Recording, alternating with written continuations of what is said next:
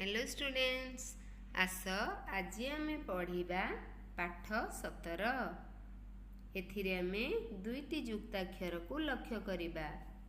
गोटिए क युक्त मूर्धन्य स क्ष एवं क युक्त दंत स अक्ष। बेले बेले मनरे प्रश्न हुए ए क्षटी तो जुक्ताक्षर नुहे, यह वर्णमालार एक व्यंजन वर्ण, किंतु व्यंजन वर्ण हेले मध्य बेले बेले एही व्यंजन वर्णटी व्यंजन वर्ण भावरे व्यवहार करा जाए एवं बेले बेले एहाको जुक्ताक्षर भावरे व्यवहार करा जाए। तेणु जेतेबेले एहा जुक्ताक्षर भावरे व्यवहार करा जाए सेही समय रे आमे जुक्ताक्षरटीर गठन रीति किपरि होइछि ताहा आलोचना करिबा। प्रथमे आमे किछि चित्र देखिबा एवं चित्र अनुसारे आमे शब्द को उच्चारण करिबा। एही चित्रटी हेला जणे शिक्षकंकर। आमे जानू शिक्षक विद्यालय रे शिक्षादान करंती। शिक्षक अनेक शिक्षणीय तथ्य आमको दियंती। शिक्षादान करिबा हेला शिक्षकंकर कार्य। एठारे आमे क्ष जुक्ताक्षर को लक्ष्य कले। एठारे जो चित्र देखिले एहा हेउची पक्षीर चित्र। पक्षी निजर पक्ष को हलाई जेतेबेले उड़े से पक्षीटी आहुरी सुंदर देखा जाए। एठारे मध्य आमे क्ष जुक्ताक्षरर उच्चारण कले। वर्तमान आमे जो चित्र देखुचे ताहा हेला बाक्सर चित्र। बाक्स को आमे सजाड़ी रखू, ता भितरे किछि मूल्यवान जिनिस को साइती रखि थाउ। एही चित्रटी हेला रिक्सार। एहा एक प्रकार वाहन। एहा को जणे चलाए एवं एथिरे यात्री माने बसी भ्रमण उद्देश्य रे जानती। आमे किछि शब्द देखिबा। नूतन शब्द गुड़िक हेला लक्ष्य, वक्ष, अक्ष, दक्ष, लक्षण, रक्षक, दक्षिण, परीक्षा। ठीक से ही परी बाक्स, नक्शा, बक्सी, टैक्सी, बक्सिस, नक्सल, बक्सर, बक्सी जगबंधु। ये शब्द गुड़िकर अर्थ मध्य आमे आलोचना करिबा। लक्ष्य एक प्रकार संख्या, दक्ष माने हेला टाण, अक्ष माने हेला निज पाखरे, दक्ष माने टाण, वक्ष माने हेला छाती, लक्षण माने हेला गुण, रक्षक जे रक्षा करे, दक्षिण एक दिग, परीक्षा अर्थात टिकिनिखी तथ्य बाहर करिबा। बाक्स जहाँ आमे चित्र रे देखिले, नक्शा एक प्रकार चित्र, बक्सी एक प्रकार जाति, टैक्सी एक प्रकार वाहन, बक्सिस एक प्रकार दान, नक्सल एक अंचल, बक्सर एक व्यक्ति जे बक्सिंग खेलटीए खेली थाए। बक्सी जगबंधु जड़े नेता थिले। वर्तमान आमे वाक्य गढ़िबा।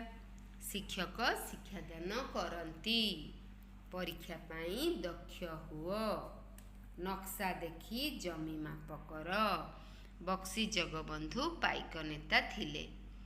एठारे आमे जो चारोटी वाक्य देखिले, एही वाक्य गुड़िकर अर्थ मध्य आमे बुझिबा को चेष्टा करिबा।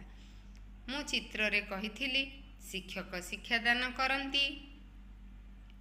एहार अर्थ हेला शिक्षक आमको पाठ पढ़ाती।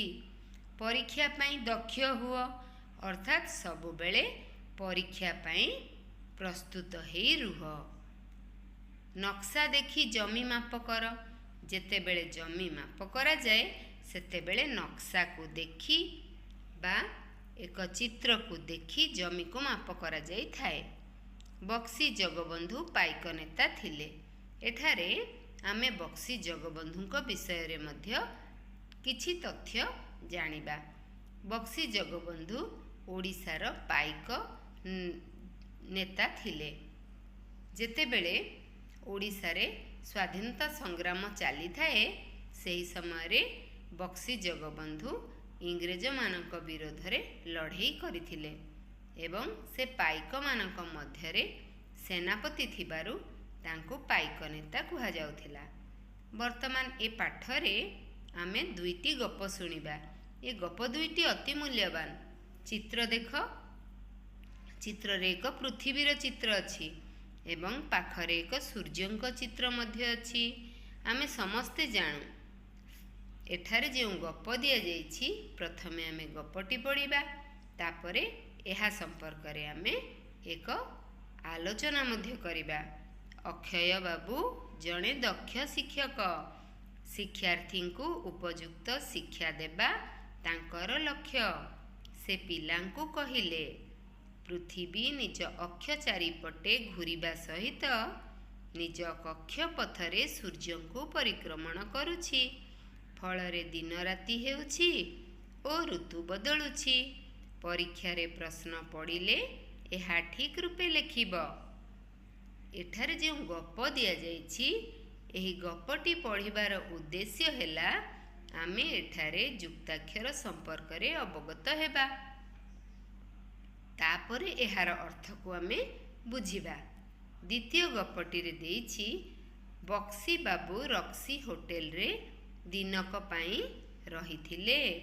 ହୋଟେଲରୁ ବିଦାୟ ନେଲାବେଳେ ସେ ସେବାକାରୀ ପିଲାଟିକୁ ବକ୍ସିସ୍ ଦେଲେ। ଟ୍ୟାକ୍ସି କରି ସେ ଜିଲ୍ଲାପାଳ ଅଫିସକୁ ଗଲେ। ସେଠାରୁ ଜମିର ନକ୍ସା ସଂଗ୍ରହ କଲେ। ଏକ୍ସପ୍ରେସ୍ ଟ୍ରେନରେ ଘରକୁ ଫେରିଲେ। ଘରେ ପହଞ୍ଚି ନକ୍ସାକୁ ବାକ୍ସରେ ସାଇତି ରଖିଲେ। ଏହି ଯେଉଁ ଗପ ଏଠାରେ ଦିଆଗଲା, ଏଥିରେ ମଧ୍ୟ ଯୁକ୍ତାକ୍ଷରର ବ୍ୟବହାର ରହିଛି। ବର୍ତ୍ତମାନ ଆମେ ଏହି ଯୁକ୍ତାକ୍ଷର ସମ୍ପର୍କରେ କିଛି ଜାଣିବା ପୂର୍ବରୁ ଏହି ଗପର ଅର୍ଥକୁ ବୁଝିବା। ଶିକ୍ଷକ କହିଲେ, ପୃଥିବୀ ନିଜ ଅକ୍ଷ ଚାରିପଟେ ଘୂରିବା ସହିତ ନିଜ କକ୍ଷପଥରେ ସୂର୍ଯ୍ୟଙ୍କୁ ପରିକ୍ରମଣ କରୁଛି। ଏଠାରେ ଆମେ ଚିତ୍ରରେ ଦେଖିଲେ ସେ ସୂର୍ଯ୍ୟକୁ ପରିକ୍ରମଣ କରୁଛି ଏବଂ ଏହି ଚିତ୍ରରେ ଦେଖ, ପୃଥିବୀ ନିଜ ଅକ୍ଷ ଚାରିପଟେ ଘୂରୁଛି। ଯେତେବେଳେ ସେ ଅକ୍ଷ ଚାରିପଟେ ଘୂରୁଛି, ଦିନ ରାତି ହେଉଛି। ଯେତେବେଳେ ସେ ସୂର୍ଯ୍ୟଙ୍କ ଚାରିପଟେ ଘୂରୁଛି, ସେତେବେଳେ ଋତୁ ପରିବର୍ତ୍ତନ ହେଉଛି। ସୂର୍ଯ୍ୟଙ୍କ କିରଣ ପୃଥିବୀ ଉପରେ ପଡ଼ିବା ଫଳରେ ଯେଉଁଠାରେ ଅଧିକ କିରଣ ପଡ଼ିଲା, ସେ ଅଂଶରେ ଗ୍ରୀଷ୍ମ ଋତୁ। ଯେଉଁଠାରେ କମ୍ କିରଣ ପଡ଼ିଲା, ସେ ଅଂଶରେ ଶୀତ ଋତୁ ଅନୁଭୂତ ହେଲା। ଯଦି ଉତ୍ତର ମେରୁ ଓ ଦକ୍ଷିଣ ମେରୁକୁ ସିଧା ଓ ସମାନ ଭାବରେ ସୂର୍ଯ୍ୟ କିରଣ ପଡ଼ିଲା, ସେଠାରେ ନା ବେଶୀ ଗ୍ରୀଷ୍ମ ଅନୁଭବ ହୁଏ ନା ବେଶୀ ଶୀତ ଅନୁଭବ ହୁଏ। ତେଣୁ ଏହାକୁ ବସନ୍ତ ଋତୁ କୁହାଯାଏ। ଠିକ୍ ଏହିପରି ପୃଥିବୀ ଗୋଟିଏ କଡ଼କୁ ଢଳି ଯିବାରୁ ସେ ଭିନ୍ନ ଭିନ୍ନ ସ୍ଥାନରେ ସୂର୍ଯ୍ୟଙ୍କର ଭିନ୍ନ ଭିନ୍ନ କିରଣକୁ ଅନୁଭବ କରେ। ଏଣୁ ଆମେ ଭିନ୍ନ ଭିନ୍ନ ଋତୁକୁ ଅନୁଭବ କରୁ।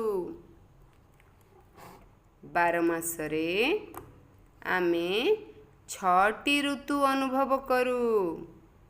ବର୍ଷକୁ ଆମେ ଯେଉଁ 6ଟି ଋତୁ ଅନୁଭବ କରୁ, ତାହା ପୃଥିବୀର ପରିକ୍ରମଣ ଯୋଗୁଁ ଏବଂ ପୃଥିବୀ ନିଜ ଚାରିପଟେ ଘୂରିବା ଯୋଗୁଁ ଆମେ ଦିନ ରାତି ମଧ୍ୟ ଅନୁଭବ କରୁ।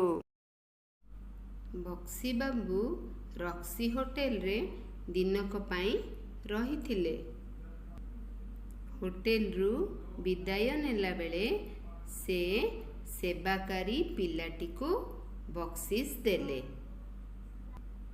ଟ୍ୟାକ୍ସି କରି ସେ ଜିଲ୍ଲାପାଳ ଅଫିସକୁ ଗଲେ। ସେଠାରୁ ଜମିର ନକ୍ସା ସଂଗ୍ରହ କଲେ।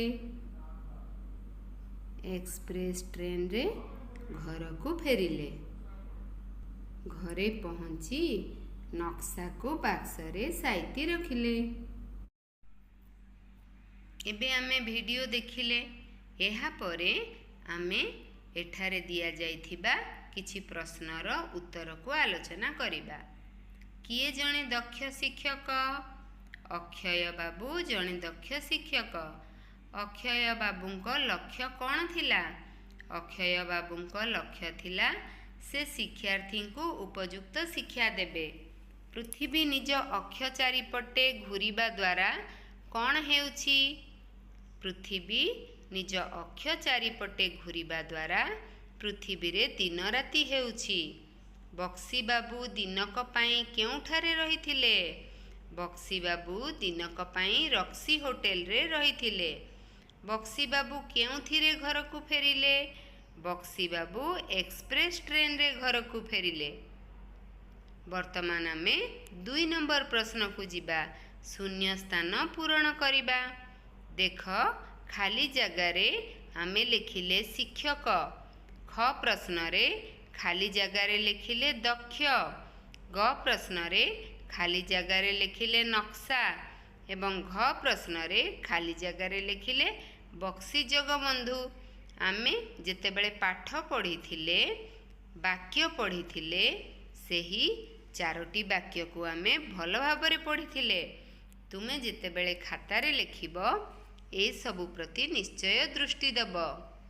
3 नंबर प्रश्न रे मध्य खाली स्थान पूरण करिबा। क युक्त मूर्धन्य स समान क्ष। क युक्त दंत स समान अक्ष। एठारे जेउठारे मु लाल रंग रे उत्तर लिखिछि ता तळे खाली घर थिला तेणु मु ताकू लाल अक्षर रे उत्तर लिखिछि। ठीक सेही परी सजाड़ी लिखिबा। जदि मु सजाड़ी लिखे ताहेले से शब्दटीर अर्थ प्रकाश हेउथिबा दरकार। एठारे भूल रे लिखा जाइथिला एवं मु ताकू सजाड़ी लिखिली रक्षक। तापरे लिखिली परीक्षा। तापरे लिखिली नक्सल एवं तापरे लिखिली बक्सी जगबंधु। वर्तमान ए 4टी जाक शब्द आमे पाठ नंबर 17 रे पढ़ी थिले तेणु एही शब्द गुड़ी को आमे जानिबारे असुविधा हेला नहीं। 5 नंबर प्रश्न रे हलंत लगाई शब्द लिखिबा। मो हलंत लगाई शब्द को लिखिछि न क स ल। करे हलंत देबारु ताकू उच्चारण कला बेले नक्सल उच्चारण हुए। बक्सर उच्चारण करा जाए टैक्सी। करे हलंत देई उच्चारण करा जाए बाक्स बक्सिस। एही भली आमे खातारे मध्य सुंदर सुंदर अक्षर करी लिखिबा। फलरे आमे युक्ताक्षर किपरि गठन होइछि एवं तार उच्चारण किपरि करा जिवो ताहा भल भाबरे जानि परिबा। धन्यवाद।